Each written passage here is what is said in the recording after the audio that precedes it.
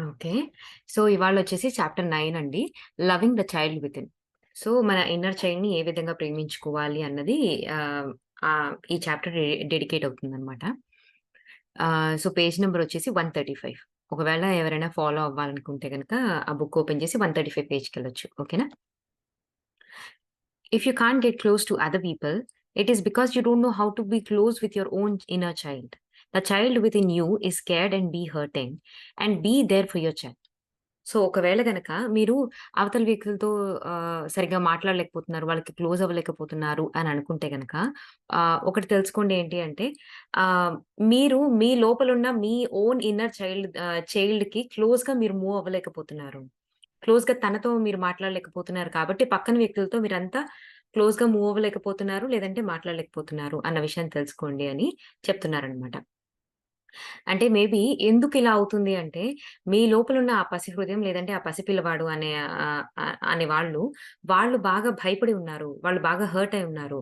అందుకనే ఏంటంటే ఎవరితో అయినా మీరు యాక్చువల్‌గా పెద్దవుతారు కానీ, ఆ చిన్నప్పుడు ఉండిపోయిన హర్టింగ్‌నెస్ తర్వాత ఏంటంటే భయము అవన్నీ ఇంకా ఉండిపోతాయన్నమాట. మనం పెద్దయిన తర్వాత కూడా ఉండిపోయి, పక్కన వాళ్ళతో అంత ఓపెన్‌గా, ప్రాపర్‌గా క్లోజ్ అవ్వలేక, మూవ్ అవ్వలేక ఉంటామన్నమాట. One of the core issues that we want to begin to explore is healing the forgotten child within. Most of us have ignored our inner child for far too long. So, ఇప్పుడు నేను address చేయాలనుకుంటున్న ఒక core issue ఏంటి అంటే, మన లోపల ఉన్నటువంటి ఆ ఇన్నర్ చైల్డ్‌ని హీల్ చేసుకోవడము. సో, చాలా కాలం పాటు మనం ఒక ఇన్నర్ చైల్డ్ ఉందని మనకి తెలీదు. దాన్ని ఇగ్నోర్ చేసుకుంటూ వచ్చాం చాలా కాలము. సో, ఇప్పుడు దాన్ని హీల్ చేసుకుందాం అంటున్నారనమాట. It doesn't matter how old you are. There is a little child within you who needs love and acceptance. If you are a woman, no matter how self reliant you are, you have a little girl who is very tender and needs help. And if you're a man, no matter how macho you are, you still have a little boy inside you who craves warmth and affection. So, ఏంటి అంటే, మనం ఎంత అంటే పెద్దవాళ్ళమైనప్పటికీ గూడా, అంటే ముసలివాళ్ళైపోయినప్పటికీ కూడా, అంత పెద్దవాళ్ళమైపోయినప్పటికీ కూడా, మన లోపల ఒక ఒక పసి బాలుడో లేదంటే బాలిక మన లోపల ఉంటారు.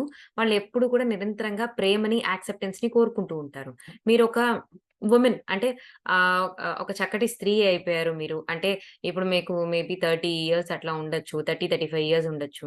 మీ మీదే ఎంతో మంది ఆధారపడి ఉండుంటారు. మన ఫ్యామిలీ అంతా చాలా మటుకు ఏంటంటే ఎంటైర్ ఫ్యామిలీ మోస్ట్‌లీ వుమెన్ మీదే. ఒక తల్లి మీదో, ఒక భార్య మీదో ఆధారపడే ఉంటారు కదా!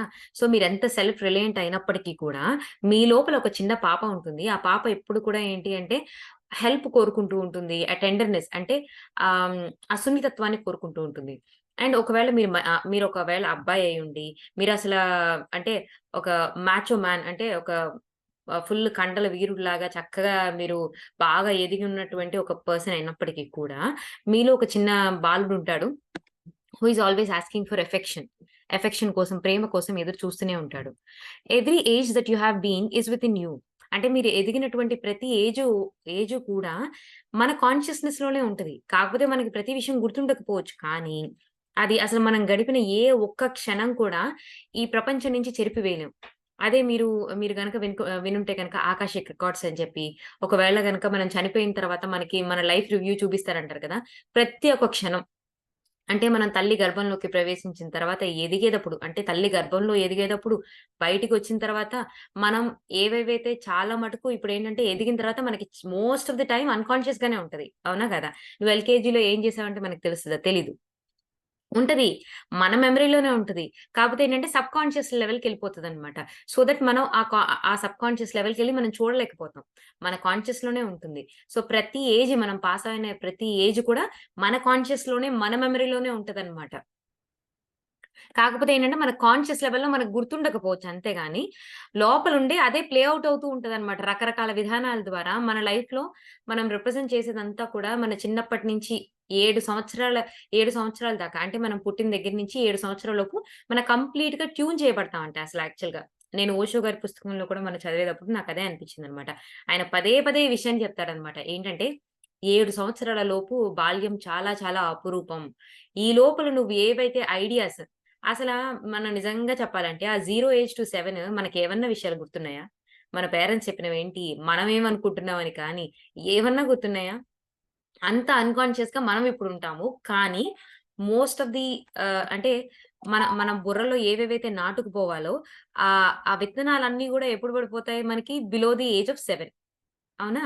సో, ఆ బిలో ది ఏజ్ ఆఫ్ 7 మనం ఏవైతే మైండ్‌లో ప్రోగ్రామ్ చేసుకొనున్నామో, ఆ మైండ్ ప్రోగ్రామ్‌తోనే పెద్దయిన తర్వాత కూడా చక్కగా వ్యవహరిస్తూ ఉంటాము.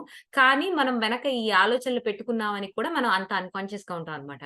అందుకే యాక్చువల్‌గా ఈ మిర్రర్ వర్క్ అనేవి, ఈ వర్క్ బుక్స్ అనేవి ఎందుకు చేయాలి అంటే ఏంటంటే అవి మనం ఆల్రెడీ ధ్యానం చేస్తున్నాము. చాలా ఎరుక ఉంటుంది మనకి. సో, ఎప్పుడైతే ధ్యానం చేస్తూ మనం మనసు మరింత ప్రశాంతత అయిపోతూ అండ్ మనం ఎప్పుడైతే ఎరుక ఉంటుందో, మన మనసులో నుంచే ఆన్సర్స్ పుడతాయన్నమాట. మన మనసులో నుంచే మనం అడిగే కొన్ని లోతైన క్వెషన్స్‌కి ఆన్సర్స్ కొన్నిసార్లు వెంటనే రాకపోవచ్చు. కానీ ఖచ్చితంగా వచ్చే తీరుతాయన్నమాట. So, we are in a right combination. మనం చక్కటి మెడిటేషన్ చేస్తున్నాం. అట్ ది సేమ్ టైమ్ ఇలాంటి సెల్ఫ్ హెల్ప్ బుక్స్ చదవడం మూలన ఏంటి అంటే, మనం ఎందువల్ల మన లైఫ్‌లో మనం అన్ని ఆనందాలని, అన్ని అద్భుతాలని ఎందుకు పొందలేకపోతున్నాం? ఎక్కడ బ్లాక్స్ ఉన్నాయి? అని బ్లాక్స్ ఫైండ్ ఔట్ చేసే విధంగా ఈ చాప్టర్స్ అన్నీ కూడా మనకేంటంటే హెల్ప్ అవుతూ ఉంటాయన్నమాట. As a children, when something went wrong, you tend to believe that there was something wrong with you. అక్క, ఆ! నీ చెప్పు. వాయిస్ బ్రేక్ అవుతూ ఉంది. నాకేనా అందరికి ఏ అక్క? బానే ఉంది. క్లియర్ గా ఉంది. ఓకే. అయితే ప్రాబ్లమ్ నీదేమోని. ఓకేనా? చూసుకో. Okay. Um, as children, when something went wrong, you tend to believe that there was something wrong with you. Children develop an idea if they could only do it right, then parents whoever would love them and they wouldn't beat them or punish them. So, ఏంటి అంటే చాలా మటుకు చిన్న పిల్లలేంటంటే ఏదైనా వాళ్ళు సరిగ్గా చేయలేకపోతున్నారనుకోండి, ఏదైనా తప్పు చేశారనుకోండి, ఇంక వెంటనే వాళ్ళు చాలా మటుకు ఎలా ఫీల్ అవుతారంటే, ఓహ్! నాకిది చేత కాదులే. ఓహ్! నేనంత కరెక్ట్‌గా చేయలేనులే అని చెప్పేసి అలా ఫీల్ అవుతూ ఉంటారు. అండ్ ఏంటంటే వాళ్ళు ఎట్లాంటి ఐడియాస్ కొన్ని సార్లు డెవలప్ చేసుకుంటూ ఉంటారంటే, నేను ఈ పలానా పనులు చేస్తేనే మా పేరెంట్స్‌కి ఇష్టం కాబట్టి, నాలో కొన్ని క్రియేటివ్ ఐడియాస్ ఉన్నా, నాలో వేరే వేరే అంటే వేరే వేరే కొత్త మంచి మంచి ఆలోచనలు ఉన్నప్పటికీ కూడా వాటన్నిటిని తీసేసి మా పేరెంట్స్‌కి ఏది ఇష్టమో అది మాత్రమే చేస్తాను. సో థట్ వాళ్ళు నన్ను మరింతగా ప్రేమిస్తారు. అట్ ద సేమ్ టైమ్ నన్ను పనిష్ చేయకుండా ఉంటారు. అంటే ఫర్ ఎగ్జాంపుల్ మీరు చూజ్ చేసుకుంటున్నటువంటి ఇప్పుడు ఆర్ట్స్‌లోనే మనకి different different types of arts ఉంటాయి. మనకి ఫర్ ఎగ్జాంపుల్ డాన్స్ అంటే ఇష్టం. కానీ మన పేరెంట్స్ ఏంటంటే "నువ్వు మ్యూజిక్ నేర్చుకో" అంటారు. సో, పేరెంట్స్ చేత ప్రేమించబడాలి కాబట్టి, వారి కోపానికి గురి కాకూడదు కాబట్టి, వారి పైన మనం ఆధారపడి ఉన్నాం కాబట్టి, సో, వాళ్ళు చెప్పింది నేర్చుకుంటూ ఉంటాం. లేదు ఒక పర్టిక్యులర్ సబ్జెక్ట్ ఎంచుకోవడం మనకిష్టము. ఒక పర్టిక్యులర్ దాని మీద మనకి ఇంట్రెస్ట్ ఉంటుంది. కానీ ఏంటంటే ప్రేమించబడాలి అని చెప్పి, పనిష్మెంట్‌కి గురి కాకూడదు అని చెప్పి, చాలా మటుకు తల వగ్గి వాళ్ళకి చేస్తూ ఉంటామనమాట. సో, అండ్ ఏంటంటే పిల్లలు సాధారణంగా ఏంటంటే, వాళ్ళేదైనా సరిగ్గా చేయలేకపోతే కూడా అప్పుడు ఏంటంటే వాళ్ళకెవరు చెప్పేవారు లేరనుకోండి, వాళ్ళు ఎటువంటి అభిప్రాయాలు ఫార్మ్ చేసేసుకుంటారో చూడండి అని చెప్తున్నారనమాట.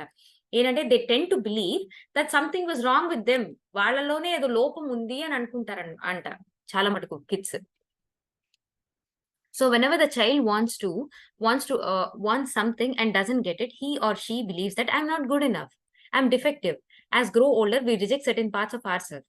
సో ఏంటంటే ఒక ఒక పసివాడు పెరిగి పెద్దయ్యేటప్పుడు ఏంటి అంటే, వాళ్ళు కోరుకున్నది ఏదైనా వాళ్ళకి దొరకట్లేదనుకోండి, అంటే నేను నేను అంటే నాలో ఏదో లోపం ఉంది.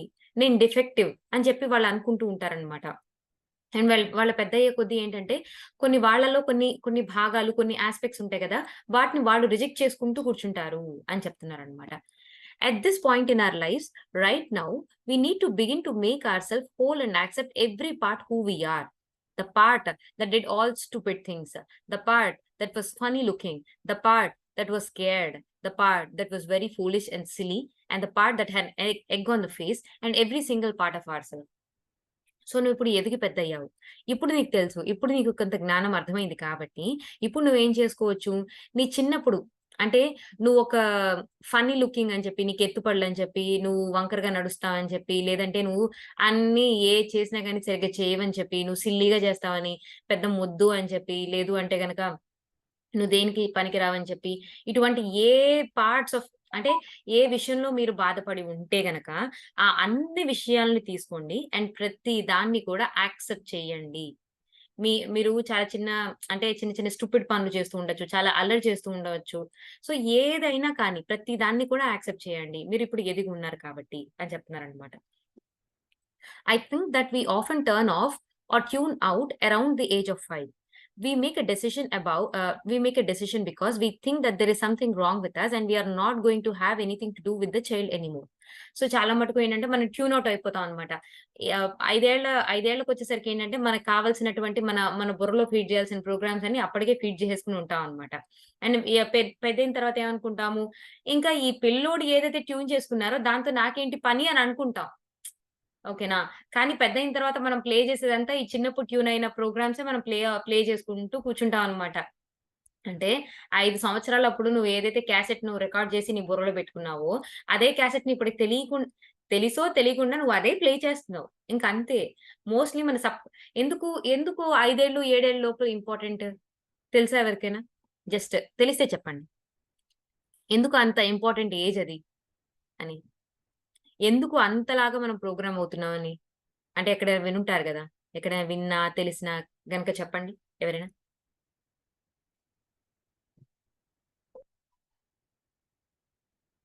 ఓకే. ఓకే. తెలీదు అంటే గనక ఎందుకు అంటే, ఇప్పుడు మనందరికీ ఈ మధ్య కాలంలో మన బాగా వెల్ నోటెడ్ వర్డ్ ఏంటంటే సబ్‌కాన్షియస్ మైండ్. ఓకేనా?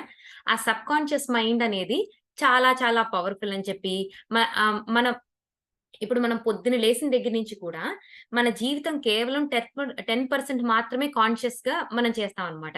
ఇప్పుడు చూడండి పళ్ళు తోముకోవడం, ఎళ్లి స్నానం చేయడం, ఇవన్నీ కూడా అన్‌కాన్షియస్‌గా చేస్తాం. ఏంటంటే, నేను సబ్బు తీసుకున్నాను, నేనిక్కడ రుద్దుకుంటున్నా, నువ్వు అలా ఆచితూచి ఏ అడుగు వేయనక్కర్లేదు. ఎళ్ళిపోతాం, స్నానం చేసేస్తూ ఉంటాం, రుద్దేసుకుంటూ ఉంటాము, వచ్చేస్తాం. సో, ఇంత అన్‌కాన్షియస్‌గా జరిగిపోతుంది. ఎందుకు? ఆ ప్రోగ్రామ్స్ అన్ని ఎక్కడ ఫీడ్ అయి ఉన్నాయి?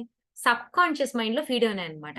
సో, సబ్‌కాన్షియస్ మైండ్ ఎంత పవర్‌ఫుల్ చూడండి. రోజంతట్లో మన జీవితం అంతా కూడా నడిపేది కేవలం సబ్‌కాన్షియస్ మైండే. Subconscious mind 90% of our entire day to day యాక్టివిటీస్‌ని మనకి గవర్న్ చేస్తది. చూడండి. ఇప్పుడు సబ్‌కాన్షియస్ మైండ్‌తోనే మనం వంట చేస్తాం. సబ్‌కాన్షియస్ మైండ్‌తోనే డ్రైవ్ చేస్తాం. సబ్‌కాన్షియస్ మైండ్‌తోనే రాస్తాము.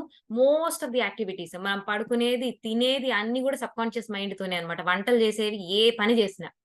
ఏదైనా నువ్వు కొత్తగా సృష్టిస్తున్నావు. ఒక పెయింటింగ్ ఏస్తావు. నీకు ఏ రిఫరెన్స్ పాయింట్ లేదు.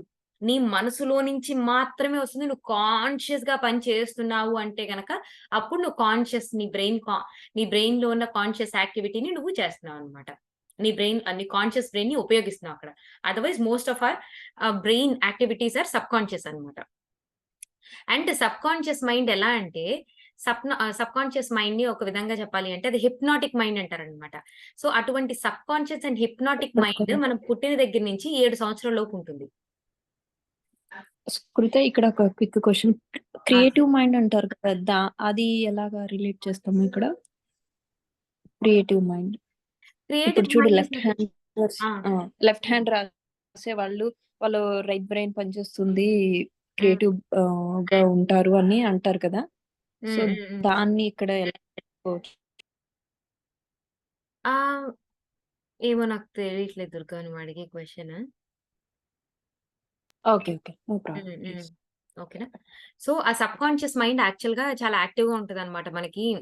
మనం పుట్టిన దగ్గర నుంచి 7 ఏళ్ల వయసులోపు. ఆ సబ్‌కాన్షియస్ మైండ్‌లోకి ఏది ఫీడ్ అయిందో సో, అర్థమవుతుంది గదా! మనం ఇప్పుడు ఎంత ఎదిగి పెద్దయినా, మనం ముసలివాళ్ళం అయిపోయినా కానీ, ఆ సబ్‌కాన్షియస్ మైండ్‌తోనే మనం మోస్ట్ ఆఫ్ ది యాక్టివిటీస్ చేస్తాం కాబట్టి, అండ్ మనం పుట్టిన దగ్గర నుంచి 7 సంవత్సరాల లోపల కేవలం మన సబ్‌కాన్షియస్ మైండ్‌తోనే ఎంతసేపు ఒక స్పాంజ్ లాగా ఏదేస్తే అది గ్రాస్ప్ చేసేస్తాం అనమాట ప్రతి విషయాన్ని. సో, అందుకనే ఆ సబ్‌కాన్షియస్ మైండ్ కలిగి ఉంటామనమాట. Most of the conscious mind కాకుండా. అందరూ నేర్పేది నేర్చుకోవడానికి, ఒక స్పాంజ్ లాగా అన్ని విషయాలను గ్రాస్ప్ చేసుకోవడానికి మన సబ్‌కాన్షియస్ మైండ్ ప్రెడామినెంట్‌గా యాక్టివ్‌గా ఉంటదనమాట 7 ఏళ్ల లోపు. అందుకే 7 ఏళ్ల వయసు లోపల మనం ఏం ప్రోగ్రామ్ చేసుకుంటున్నాం, ఎటువంటి ఎన్విరాన్మెంట్‌లో బ్రతుకుతున్నాము, మన పేరెంట్స్ ఏం చెప్తున్నారు అనేది చాలా చాలా ముఖ్యమైన భాగం. ఎందుకంటే అందుకననమాట. ఓకేనా? అండ్ ఏంటంటే ఆవిడ కూడా అదే చెప్తున్నారు. మనం 5 ఏళ్ళు అయ్యేసరికి మనం ట్యూన్ ఔట్ అయిపోతాం అన్నమాట. ట్యూన్ ఔట్ అయిపోయి ఇంకా సబ్‌కాన్షియస్ మైండ్ ఇంకా దాని యొక్క యాక్టివిటీ తగ్గిపోయి ఇప్పుడు ఏంటంటే మనం కాన్షియస్ మైండ్‌లోకి పడతాం అన్నమాట యాక్చువల్‌గా. అప్పటినుంచి మనం చిన్న చిన్న డెసిషన్స్ చేస్తూ ఉంటాం. ఆ చిన్న చిన్న డెసిషన్స్ మన కాన్షియస్ మైండ్ చేస్తాం గదా! అదంతా మళ్ళీ ఇన్‌ఫ్లూయెన్స్ చేసేది ఎక్కడ? మళ్ళీ సబ్‌కాన్షియస్ మైండే. నువ్వు వెధవవి, నీకేది చేత కాదు అని సబ్‌కాన్షియస్ మైండ్‌లో ఫీడ్ అయింది.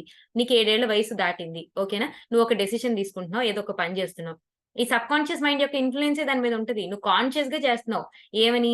ఓకే. నేను ఈ పని చేయాలి అని చెప్పి చేస్తున్నావు. కానీ ఏంటి? నేను ఒక వెధవని, నాకు ఏ పని చేత కాదు అన్నది సబ్‌కాన్షియస్ మైండ్‌లో ఆల్రెడీ ఫీడ్ అయిపోయి ఉంటే, అదే అదే రిఫ్లెక్ట్ అవుతదనమాట నువ్వు చేసే పనుల్లో. ఫైనల్‌గా మళ్ళీ నీకొచ్చే ఎక్స్‌పీరియన్స్ కూడా నువ్వు వెధవవి, నీకేం చేత కాదు అన్నట్టుగానే మనకి ప్రూవ్ చేస్తా ఉంటదనమాట.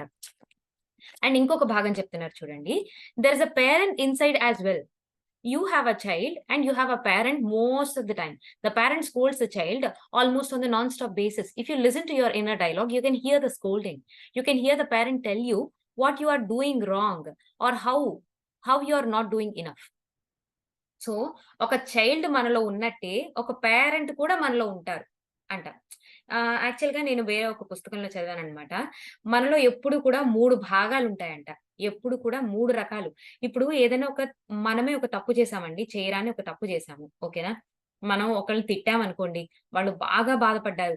మనం అనవసరంగా ఆవేశానికి గురయ్యి ఆ క్షణంలో తిట్టాం. కానీ అది వాళ్ళని బాగా చిత్రవద చేసింది ఆ మాట, లేదంటే ఆ సందర్భం అనుకోండి. మనం దాని గురించి పదే పదే ఎన్నో సార్లు బాధపడుతుంటాం కదా! అక్కడ ఎందుకు బాధపడుతున్నాం అన్ని సార్లు? అదయిపోయింది. వాళ్ళు బాధపడ్డారు.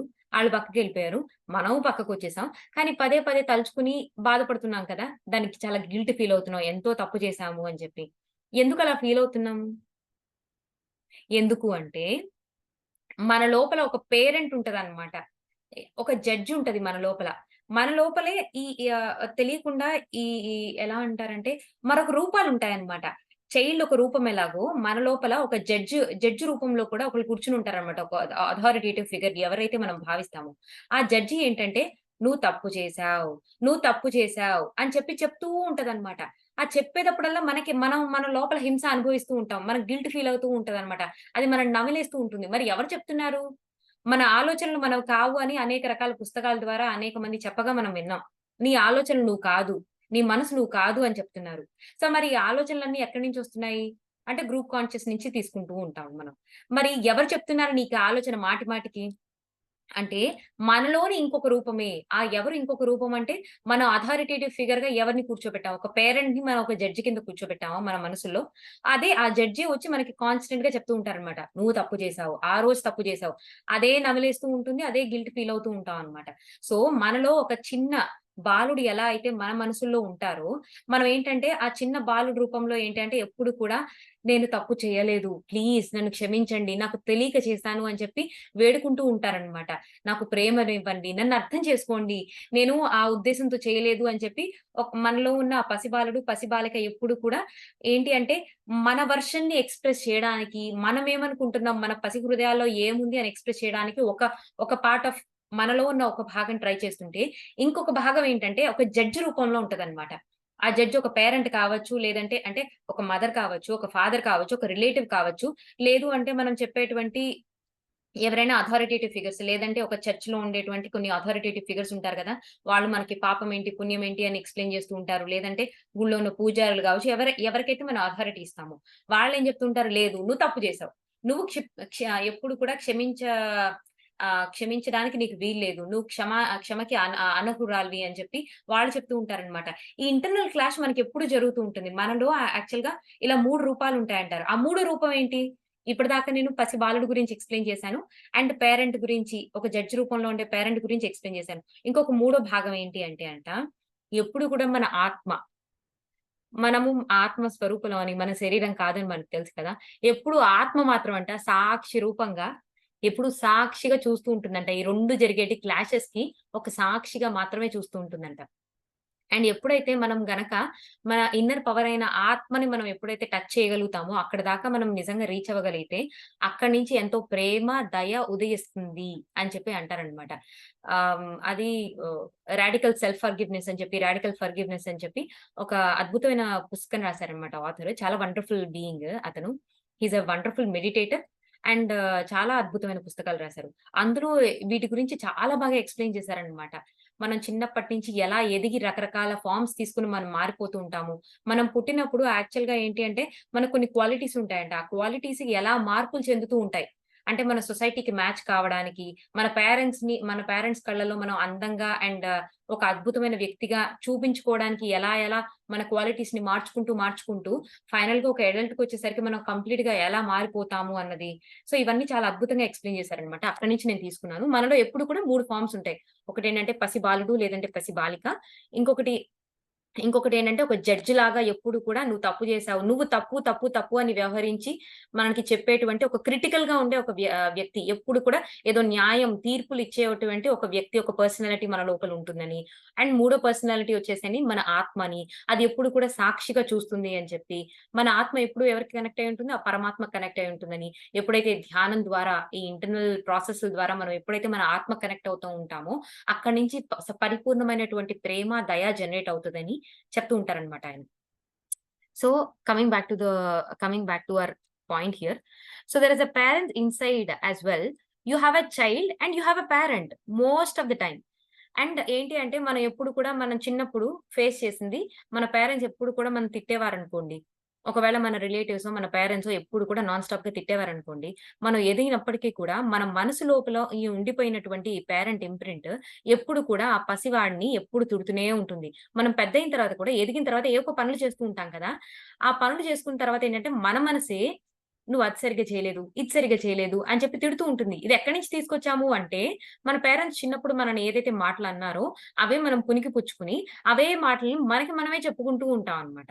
You can hear the parent tell you what you are doing wrong and how you are not good enough. So, ఒకవేళ అటువంటి బాధాకరమైన సిట్యుయేషన్స్‌లో పెరిగినటువంటి ఒక చైల్డ్ అయితే గనక, మీరు పెద్దయిన తర్వాత కూడా ఇవే మాటలు మీ మనసులోంచి పుట్టి మీరే వింటూ ఉంటారు. "నువ్వు ఇది సరిగ్గా చేయలేదు, అది సరిగ్గా చేయలేదు, నువ్వు తప్పు చేశావు" అని చెప్పేసనమాట. Consequently we begin a war with our self. So, మనకు తెలియకుండా ఏంటంటే, మన లోపల మనమే ఒక యుద్ధాన్ని క్రియేట్ చేసుకుంటాం. We start to criticize our self the way our parents have been criticizing us. మనం చిన్నప్పుడు ఏదైతే మన పేరెంట్స్ మనల్ని క్రిటిసైజ్ చేస్తూ ఉన్నారో, మనం మనల్ని క్రిటిసైజ్ చేసుకుంటూ కూర్చుంటాం అన్నమాట. ఏమని? "You are stupid. You are not good enough. You are not doing it right. నువ్వు సరిగ్గా చేయట్లేదు. నువ్వు ఒక వెధవవి. నువ్వు అసల నీకిది సరిపోదులే. నీకిది చేత కాదులే. అండ్ మళ్ళీ పాడు చేసేసావు" అని చెప్పేసి ఇలా ఎంతసేపు ఆ ఇన్నర్ డైలాగ్స్ మనకి మనమే ప్లే చేసుకుంటూ ఉంటాం అన్నమాట. అండ్ ఏంటంటే ఇదొక హాబిట్ ప్యాటర్న్ కింద తయారైపోతుంది. హాబిట్ అంటే ఏంటి? అలవాటు. అలవాట్లు తొందరగా మానం కదా! So, when we become adults, most of us usually ignore the child within us and we criticise the child within the same way we used to be criticised. So, ఏంటంటే మనం పెద్దయ్యేసరికి ఏంటంటే, మన లోపల ఒక చైల్డ్ ఉందని దాన్ని అంటే దాని గురించి అసలు కంప్లీట్‌గా విస్మరించి, దాన్ని ఎంతసేపు విమర్శిస్తూ ఉంటాం అన్నమాట. అండ్ ఈ ప్యాటర్న్ మాటి మాటికి రిపీట్ చేసుకుంటూ ఉంటాం. I once heard John Bradshaw, author of several marvelous books on healing the inner child, say that each of us has 25,000 hours of parent tapes within us by the time we are adults. So, John Bradshaw అనే ఒక గొప్ప వ్యక్తి, ఆయన ఎంతో అద్భుతమైన వ్యక్తి అంట. ఆయన ఎన్నో పుస్తకాలు రాసారంట. ఎస్పెషల్లీ ఇన్నర్ చైల్డ్ హీలింగ్ కోసము. ఆయన తన పుస్తకాల్లో ఒక విషయాన్ని మెన్షన్ చేశారంటే ఏంటంటే, మనం ఎదిగి పెద్దయ్యేసరికి మన లోపల 25,000 గంటలకి 25,000 గంటల టేప్స్ ఏవి మన పేరెంట్స్ మనతో చెప్పిన మాటలు అవి మనం రికార్డ్ చేసి పెట్టుకుంటామంట. 25,000 గంటల టేపులు మన మన మన బుర్రలో ఫీడ్ అయ్యి ఉంటాయంట మన పేరెంట్స్ చెప్పింది. ఓకేనా? So, how many hours of those tapes do you think are telling that how wonderful you are? How much says that you are loved, you are bright and you are intelligent, or that you could do anything you wanted and would grow up to be the greatest person? In reality, how many hours of those tapes are saying no, no, no, and all its many forms? So, ఒక్కసారి మీకు అర్థమైంది కదా! 25,000 గంటల టేప్‌లు మీ బుర్రలో ఉన్నాయి అని మీకు అర్థమైంది కదా ఇప్పుడు. మీరు ఒక్కసారి ఆలోచించి చూడండి. అందులో ఆ 25,000 గంటల టేప్స్‌లో ఎన్ని గంటల టేప్స్ నువ్వు ఎంత అద్భుతమైన వండర్‌ఫుల్ కిడ్‌వి నువ్వు. నువ్వు ఎంతో ప్రేమించబడే కిడ్‌వి. నువ్వంటే మాకు ఎంతో ప్రేమ. నువ్వు చాలా బ్రైట్. నువ్వు ఎంతో స్మార్ట్ పర్సన్‌వి నువ్వు. చాలా, చాలా ఇంటెలిజెంట్‌వి నువ్వు. నువ్వు ఎదిగి ఎంత గొప్పదానివవుతావో అసలు నేను ఊహించలేకపోతున్నాను. నువ్వు చాలా మంచిదానివి అని చెప్పి అన్ని 25,000 గంటల టేప్‌లో ఎన్ని గంటలు ఈ ఈ రకమైన మాటలు మీరు వినుంటారనుకుంటున్నారు?